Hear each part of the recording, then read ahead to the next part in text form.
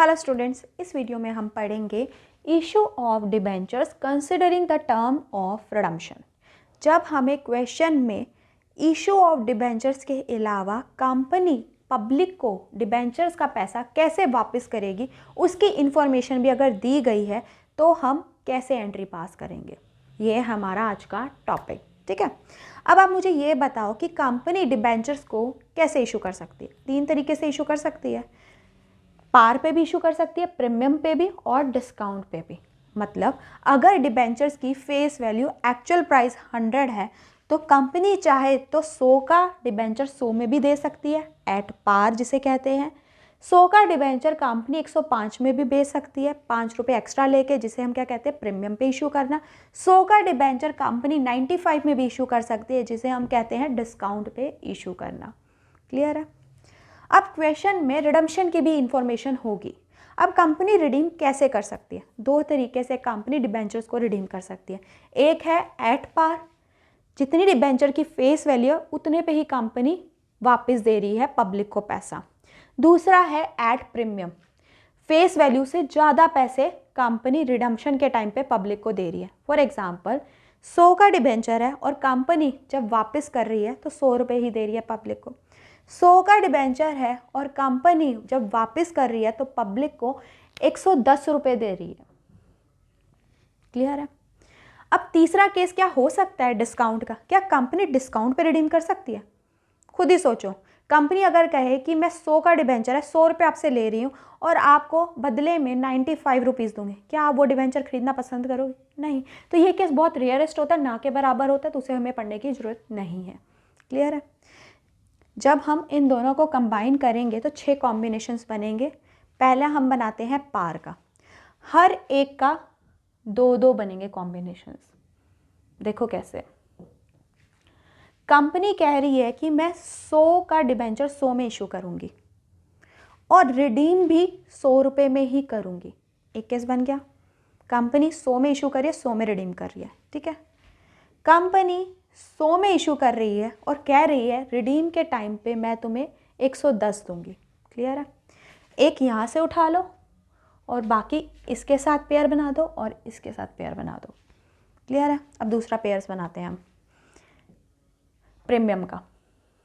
Company कह रही है कि मैं प्रीमियम पे इशू करूंगी और रिडीम पार पे करूंगी। प्रीमियम का मतलब 105 में इशू करूंगी और 100 रुपये वापस दूंगी। ठीक है, 105 में इशू करूंगी और प्रीमियम पे वापस करूंगी, 110 में वापस करूंगी। क्लियर है। 2 पेयर और बन गए। अब हम डिस्काउंट के केस के कॉम्बिनेशंस बनाते हैं। कंपनी कह रही है कि मैं इशू करूंगी 95 पे बट रिडीम करूंगी पार पे, 100 दूंगी। कंपनी कह रही है मैं इशू करूंगी 95 पे, रिडीम करूंगी प्रीमियम पे 110 पे। क्लियर है। हर केस के क्या बनेंगे? 2-2 कॉम्बिनेशंस बनेंगे। अब हम हर केस की जर्नल एंट्री कैसे करते हैं वो देखते हैं। पहला केस है कि कंपनी इशू भी कर रही है एट पार और रिडीम भी कर रही है एट पार। मतलब 100 रुपये वाला डिबेंचर है, 100 में ही इशू कर रही है और 100 रुपये ही वापस दे रही है। ठीक है, तो इशू ऑफ डिबेंचर की एंट्री पे इसका क्या इफेक्ट आएगा? कोई इफेक्ट नहीं आएगा। खुद देखो, कंपनी 100 का ही डिबेंचर है, 100 में ही बेच रही है और 100 रुपये ही वापस दे रही है, तो इशू की एंट्री पे कोई इफेक्ट इसका नहीं आएगा। जैसे हम पहले एंट्री करते थे वैसे ही करेंगे। क्या एंट्री होती है कि अगर हम सारा पैसा एप्लीकेशन के टाइम पे ही मंगवा लें तो पैसा आता है। ठीक है, तो एंट्री क्या बनती है? Bank account debit to debenture application and allotment account, 100 रुपये 100 रुपये। सेकेंड एंट्री में क्या करते हैं हम? जो पैसा आया उसको हम ट्रांसफर कर देते हैं डिबेंचर के अकाउंट में। Debenture application and allotment account debit to debentures account, 100। पहला केस क्लियर है। अब दूसरा केस देखो। 100 का डिबेंचर है, कंपनी 100 में इशू कर रही है बट रिडीम किस पे कर रही है? 110 पे कर रही है। क्या इफेक्ट पड़ेगा? पड़ेगा। कैसे पड़ेगा? देखो, कंपनी 100 वाला डिबेंचर रिडीम कितने पे कर रही है? 110 पे। कंपनी को 10 रुपए का क्या हो रहा है? लॉस हो रहा है। ठीक है, और लॉस का अकाउंट क्या होता है? डेबिट। ठीक है, कंपनी ने 10 रुपये रिडम्पशन के टाइम पे पब्लिक को देने का वादा किया है, एक्स्ट्रा देने का वादा किया है, तो ये कंपनी की क्या बन गई है? एक तरह से लायबिलिटी भी बन गई है। ठीक है, तो अब एंट्रीज देखते हैं इशू की। पैसा आ रहा है, एंट्री क्या बनेगी, bank account debit to debenture application and allotment account.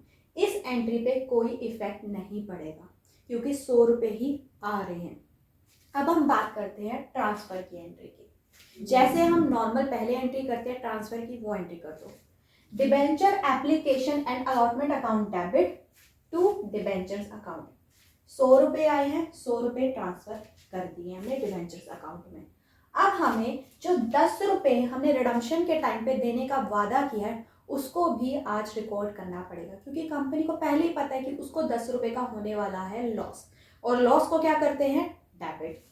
देखो तो अब हम 10 रुपये की बात कर रहे हैं जो हमने एक्स्ट्रा देने हैं रिडम्पशन के टाइम पे। तो एंट्री क्या बनेगी, डेबिट साइड पे आप loss on issue of debentures account debit करोगे।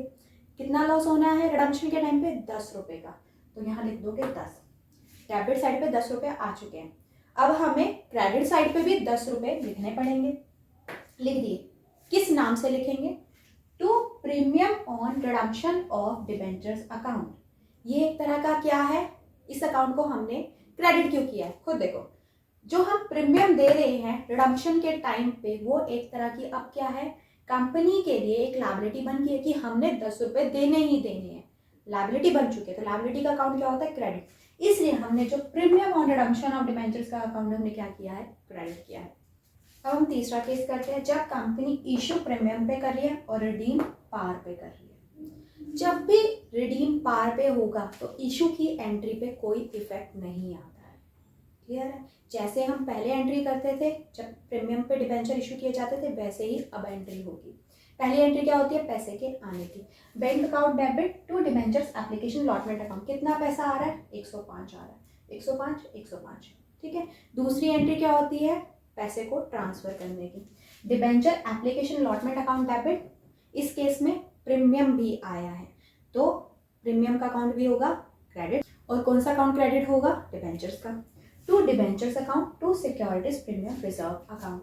105 आए थे जिसमें से फेस वैल्यू कितनी है, 100 रुपये। तो 100 रुपये कहाँ जाएंगे, डिबेंचर्स अकाउंट में, और प्रीमियम कितना है, 5 रुपये। 5 कहाँ जाएंगे, सिक्योरिटीज प्रीमियम रिजर्व अकाउंट में। फोर्थ केस है, जब कंपनी इशू प्रीमियम पे कर रही है, 105 पे कर रही है, और रिडीम भी प्रीमियम पे कर रही है, 110 पे कर रही है। क्या इशू की एंट्री पे इफेक्ट पड़ेगा, पड़ेगा। तो देखो कैसे पड़ता है, पहली एंट्री पे कोई इफेक्ट नहीं पड़ता। पहली एंट्री में क्या होता है, पैसा आता है, तो एंट्री क्या बनती है, bank account debit to debenture application allotment account. कितना पैसा आ रहा है, 105, तो 105। दूसरी एंट्री जो होती है वो ट्रांसफर की होती है। जैसे आप नॉर्मल एंट्री करते हो पहले वो एंट्री कर दो। क्या करेंगे हम, debenture application allotment account debit, premium का केस है तो प्रीमियम भी क्रेडिट होगा और डिबेंचर अकाउंट भी क्रेडिट होगा। To debentures account to securities premium reserve account. कितना पैसा आ रहा है, 105 आ रहा है। 100 रुपये जाएंगे डिबेंचर्स अकाउंट में और 5 रुपये प्रीमियम पे, ठीक है।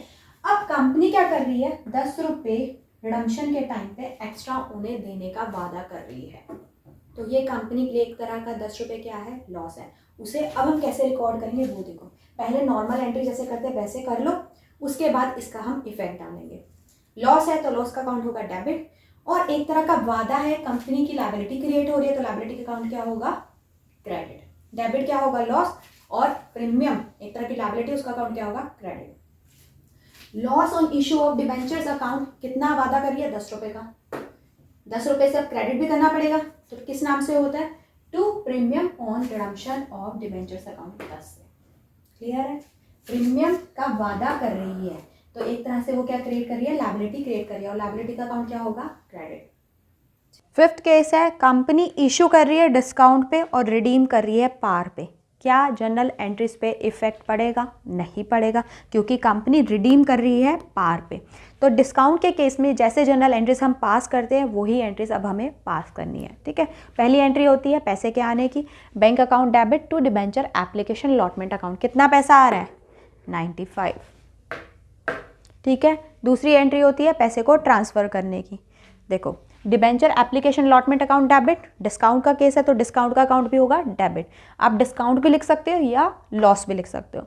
डिस्काउंट और loss on issue of debentures account debit to debentures account. कितना कितना अमाउंट आएगा, 95 आया है, ठीक है। 5 रुपये हम डिस्काउंट दे रहे हैं। डिबेंचर्स अकाउंट कितने से क्रेडिट होगा, 100 से। डिबेंचर्स अकाउंट हमेशा फेस वैल्यू से क्रेडिट होता है। क्लियर है? जब तक रिडीम पार पे हो रहा है इशू की एंट्री पे कोई इफेक्ट नहीं आएगा। अगर रिडीम प्रीमियम पे होगा तो इफेक्ट आएगा। क्या इफेक्ट आएगा? जितना पैसा कंपनी फेस वैल्यू से ज़्यादा देने का वादा कर रही है वो कंपनी के लिए लॉस होगा, उसका अकाउंट हम कर देंगे डेबिट, और एक तरह से कंपनी की लायबिलिटी क्रिएट हो रही है, और प्रीमियम करके premium on redemption of debenture account लिख के हम क्या कर देंगे उसे क्रेडिट उसी अमाउंट से। बस इतना सा ही फ़र्क है। ठीक है, इस चीज़ को दिमाग में डालो, बहुत ईजी है और पेपर में आता ही आता है। 6th केस है, इशू कंपनी कर रही है डिस्काउंट पे और रिडीम कर रही है प्रीमियम पे। जैसे पहले एंट्री होती है वैसे ही हम करेंगे। क्या होता है? पैसे के आने की एंट्री होती है, bank account debit to debenture application allotment account. कितना पैसा आ रहा है? 95 95 95 आ जाएगा। जैसे हम डिस्काउंट के केस में एंट्री करते हैं वैसे ही पहले हम एंट्री कर देंगे। क्या एंट्री बनती है? Debenture application allotment account debit, discount on issue of debenture account debit to debentures account.